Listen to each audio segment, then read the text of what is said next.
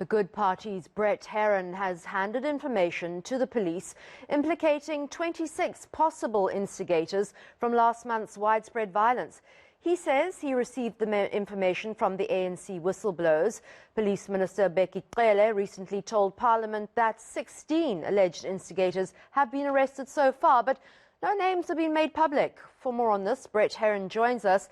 Brett, thank you so much for joining us.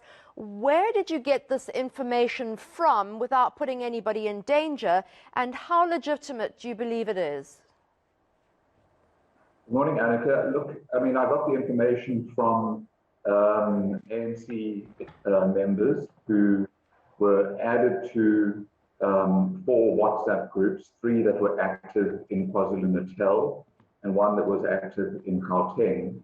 And they observed the posts that were made into these WhatsApp groups and were concerned that if they were to hand the information over to the Hawks or the police, they would be accused of driving the factional battles within the ANC.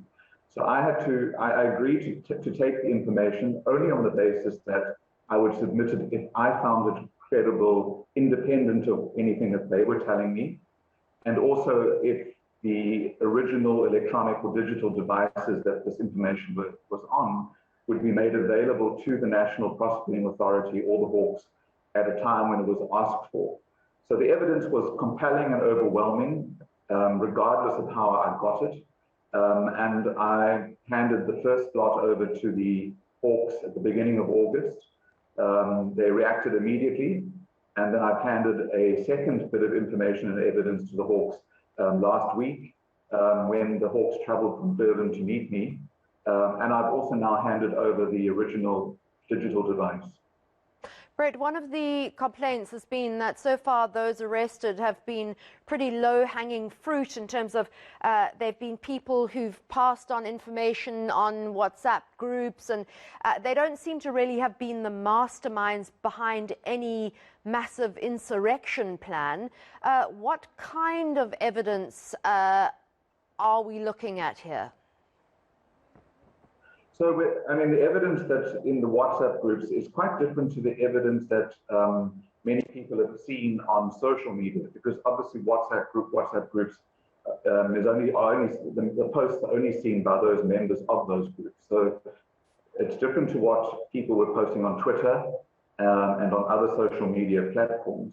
Here in the WhatsApp groups, there was direct evidence of members instigating violence, instigating the looting, instigating burning buildings, instigating closing highways. By making the arrangements like, let's meet at this mall at 3 a.m., and let's burn every police station, let's close the N2, let's close the harbour of Durban. So there were direct posts of people who were arranging these events, and then these events happened. What is not clear from the evidence that I saw, and I'm hoping the Hawks would be able to make the links, is whether they were receiving instructions and from who. But quite clearly, those people in the WhatsApp groups were active in what was happening, it appears so, and were making arrangements for much of the violence that we watched on your shows, and were well funded because they had access to things like bulldozers, large tip trucks to pour soil across highways to close highways, and that equipment doesn't come cheap. It seems pretty detailed stuff, and far more than we're hearing currently in bail applications at the moment. Did the Hawks seem receptive to the information that you handed over to them? I must say that I had the information that I had it for about 2 weeks as I was analyzing it, that I wanted to make sure that it was credible on its own before I put myself in the middle of this. Once I had assessed the evidence belonged with the investigators, I wasn't quite sure what to do with it. I'm in the Western Cape. The incidents largely took place in KwaZulu-Natal and Gauteng. And I didn't think I could just wander into my closest police station and hand it over. I then fortunately made a call to the head of the Crimes Against the State unit of the Hawks here in the Western Cape. And he said he was coming immediately to collect the information. He later, a few minutes later, said he had been called into a meeting and sent a deputy or a captain. But they reacted within, within minutes. They were at my office within half an hour of my call. 2 days later, I received a call from an advocate in the National Prosecuting Authority out in KwaZulu-Natal.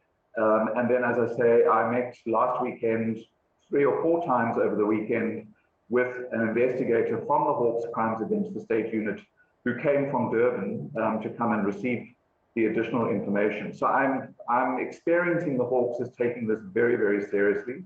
The investigators told me that they are under immense pressure from their seniors to investigate this rapidly. So I'm encouraged by their response, yes. All right. Well, I hope you can keep in touch with us without prejudicing any potential case, Brett.